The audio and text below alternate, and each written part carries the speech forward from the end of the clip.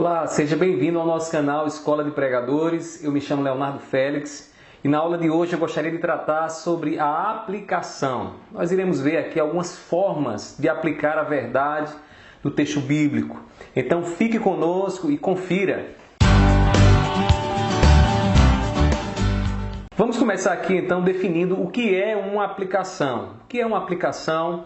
Para aqueles que já estão familiarizados com o sermão, a aplicação é o ato no sermão no qual nós damos aos nossos ouvintes o norte que a palavra de Deus estabelece para as suas vidas. Em outras palavras, você tem a verdade, você estudou o que o texto bíblico ensina e agora você vai dizer o que se deve fazer diante dessa verdade que o texto bíblico ele revela.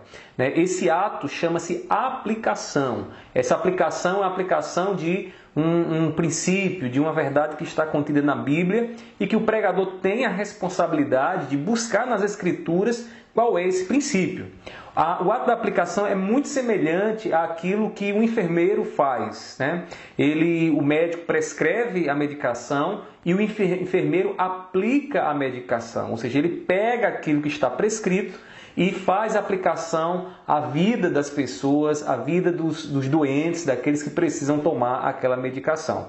Então, o pregador, o pastor, aquele que está ali ensinando a palavra de Deus, ele é uma pessoa responsável pela aplicação da palavra de Deus. Os nossos antepassados, reformados, Lutero, Calvino, dentre outros, eles tinham o hábito de fazer a aplicação desde o início do sermão. Não era um momento, um lugar específico dentro do sermão, mas todo o sermão. Uma vez que a verdade era extraída, uma vez que essa verdade ela era exposta para as pessoas que estavam ouvindo ali a pregação da palavra de Deus, então o texto era logo aplicado à vida das pessoas. E isso eu acho que uma herança boa que nós podemos pegar ali dos nossos antepassados. Por quê? Porque é muito chato ouvir um sermão que fala de muitas coisas lá no passado, de uma cultura diferente, de um povo diferente e ainda numa língua diferente e que não tem ligação alguma com a nossa vida. Ou seja, uma explicação ou uma exposição que não tem ligação com a nossa vida, isso prejudica o envolvimento das pessoas no sermão. Então, eu penso que aquilo que os nossos antepassados faziam é uma herança boa que precisamos pegar e colocar nos nossos sermões para que possamos, de fato, manter o envolvimento das pessoas, aplicando e mostrando que o que nós temos para falar tem algo a dizer à vida delas. É de suma importância que elas escutem aquilo que a gente tem a falar. Então, faça logo a aplicação, tá ok? Quais os tipos mais comuns de aplicação que nós temos? Eu vou aqui colocar para você 4 tipos, tá certo? Que você pode, depois de descobrir a verdade do texto bíblico, você pode seguir um desses caminhos na hora de aplicar, na hora de dizer às pessoas o que Deus deseja que elas façam. Então, vamos lá. A primeira delas, o primeiro tipo, a primeira forma, o caminho, como queira, é você aplicar de forma doutrinária. Você pegar uma verdade bíblica e mostrar, então, como aquela verdade ela está enquadrada, ela está dentro do conjunto de verdades que a Bíblia revela. Então, nesse caso, você está aplicando de forma doutrinária. Você está mostrando para as pessoas a doutrina que aquele texto revela. E aí uma doutrina ela precisa ser consolidada em tudo aquilo que a Bíblia diz. De maneira que quando a Bíblia fala sobre um tema, então você precisa, uma vez que o texto revela sobre esse tema, relacionar com o tema que foi falado. Então isso é um ato de elaborar ou de ali manter a harmonia doutrinária da Escritura, tá certo? Eu vou dar aqui um exemplo para você, o que Paulo faz lá em Romanos, capítulo 5, versículo 1, quando o apóstolo Paulo ali fala da justificação pela fé. E ele diz que a justificação pela fé, por essa justificação que temos, crendo no que Jesus fez por nós, nos dá a paz com Deus. Então, doutrinariamente, essa verdade que Paulo nos mostra aqui, ela está enquadrada onde? Dentro da doutrina da justificação pela fé. fé, que nós temos a salvação, pela fé que nós temos em Cristo Jesus, por aquilo que Jesus fez por nós. Então, Paulo nos mostra aí um aspecto doutrinário que pode ser também aplicado para a igreja de forma doutrinária, mostrando à igreja que aquele texto revela algo sobre essa doutrina, a justificação pela fé.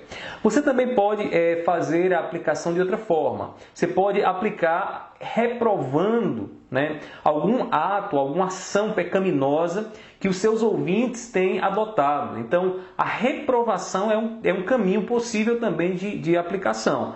E aí, nesse caso, à luz da verdade bíblica e não à luz dos seus preconceitos ou daquilo que você acha mais do que a Bíblia diz, você precisa reprovar as obras pecaminosas. E aí, como pastor, você vai estar olhando para as suas ovelhas e percebendo muitos carrapichos pecaminosos ali, enrolados nos pelos delas, nas vidas delas, e você precisa então reprovar. Reprovar à luz de quê? Da palavra, à luz daquilo que você extraiu do texto sagrado para ensinar a igreja, ensinar os seus ouvintes. E aí eu tenho um exemplo forte. O João Batista, quando pregava, certa vez os saduceus e fariseus chegaram até ele para ser batizado, e a aplicação que ele deu foi essa. Veja só em Mateus capítulo 3, versículos 7 e 8. Raça de víboras, quem deu a entender que vocês podem fugir da ira que está por vir? Produzam frutos dignos de arrependimento. O que é que João Batista está fazendo aqui? Ele está reprovando aquela atitude legalista que aqueles religiosos, os fariseus e os saduceus tinham, pois eles achavam que seguindo as suas próprias leis e obedecendo às suas próprias leis, eles seriam então justificados, salvos diante de Deus, da ira de Deus. Mas aí João Batista vem reprovar e vem dizer, olha, se arrependam, Então perceba como é forte a aplicação quando ela é feita em forma de reprovação. Além disso, você pode também fazer a aplicação instruindo, levando as lições e esclarecendo essas lições para as pessoas que estão a ouvir você. Você encontrou a verdade, então essa verdade encontrada, ela lança luz, ela clareia então o entendimento acerca de outras doutrinas, acerca de outros aspectos da vida. Então você pode instruir no momento da aplicação. E aí alguns aspectos da fé não são tão fáceis de ser compreendidos. É por isso que há mestres dentro da igreja. Deus levanta e concede dons a alguns para serem mestres. E esses mestres, então, eles têm a responsabilidade de quê? Eles têm a responsabilidade de clarear, de deixar mais nítida a doutrina, o ensinamento, aquilo que Deus está querendo revelar naquele texto sagrado. E quando uma verdade, então, ela é revelada, o que é que acontece? Você tem que pegar ela, você pode pegar ela, não tem, mas pode pegar ela e fazer, então, usar ela para lançar luz sobre aspectos que estão mais escuros da vida. E aí eu trouxe aqui um exemplo para você.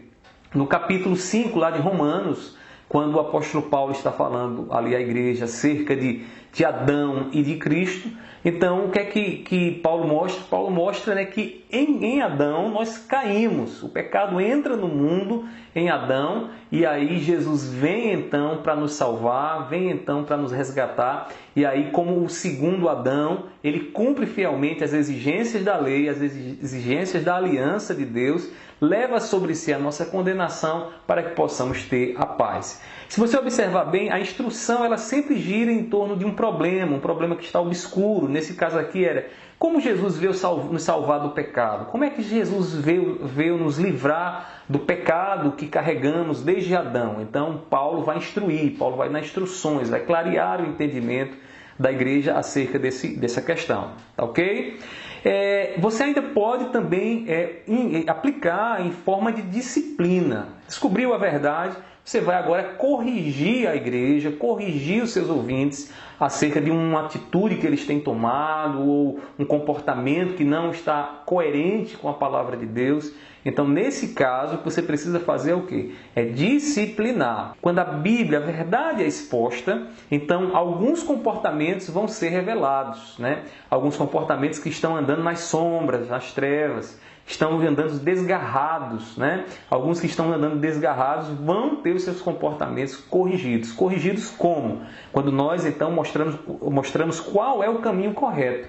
Dizemos então para eles qual é o caminho correto e então contrastamos com a vida deles ou com a postura que eles têm tomado diante do mundo. E aí eu trouxe aqui um exemplo, né? Quando a igreja lá em Tessalônica estava sem saber lidar com a questão daqueles que estavam morrendo, então o apóstolo Paulo escreve lá em Tessalonicenses: irmãos, não queremos que vocês ignorem a verdade a respeito dos que dormem, para que não fiquem tristes como os demais que não têm esperança.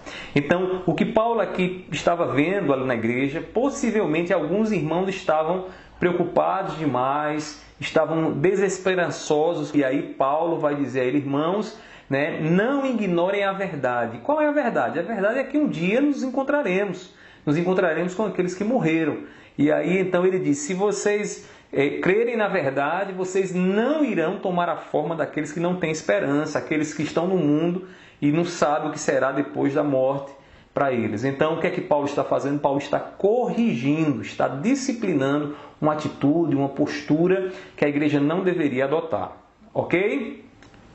Concluindo então aqui a nossa aula, antes da aplicação, perceba qual é a verdade do texto bíblico, né? Você não pode fazer uma aplicação sem antes perceber, ter de forma muito clara qual é a verdade do texto bíblico. Porque aí é com base nessa verdade que você vai fazer a aplicação. Uma aplicação feita sem base na verdade pode nos jogar no legalismo, pode nos tornar moralistas na hora da aplicação. Então você precisa descobrir qual é o texto, ou melhor, descobrir qual é a verdade do texto, para que você possa aplicar com ousadia e autoridade sobre a vida daqueles que estarão ali ouvir.